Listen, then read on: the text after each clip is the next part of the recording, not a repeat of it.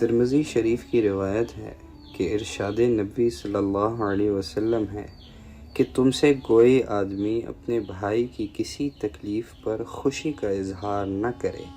کہیں ایسا نہ ہو کہ پروردگار عالم اس پر رحم فرما دے اور تمہیں اس تکلیف میں مبتلا کر دے۔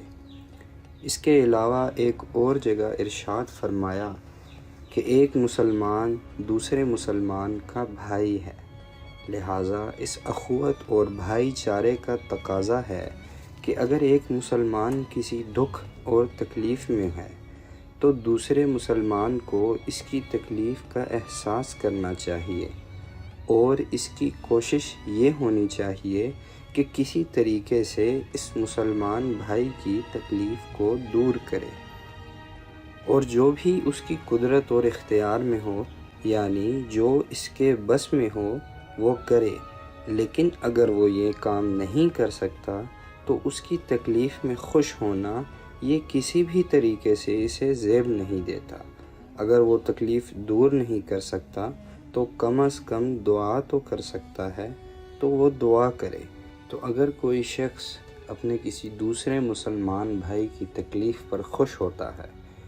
پس حدیث مبارکہ میں ایسے شخص کے لیے وعید بیان فرمائی گئی ہے۔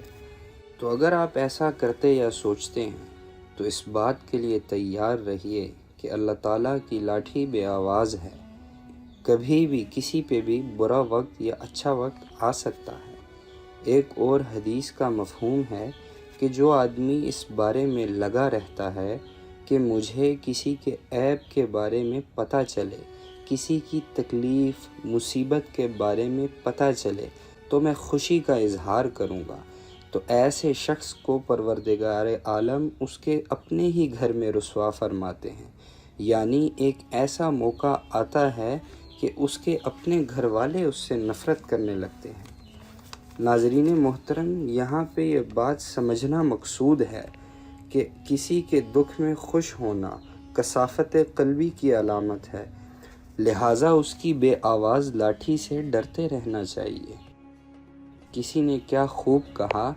کہ میں کسی کے میلے کفن کو کیوں دیکھوں،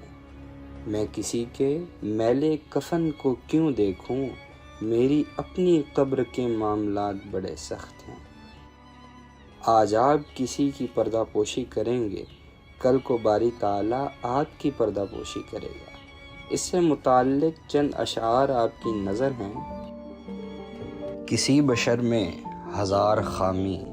اگر جو دیکھو تو چپ ہی رہنا،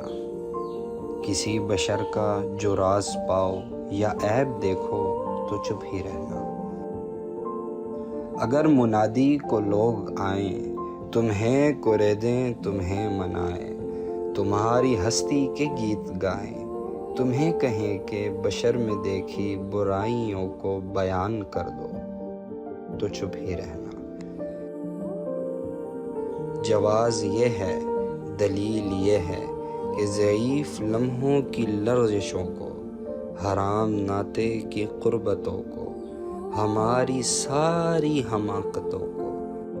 وہ جانتا ہے، وہ دیکھتا ہے، مگر وہ چپ ہے۔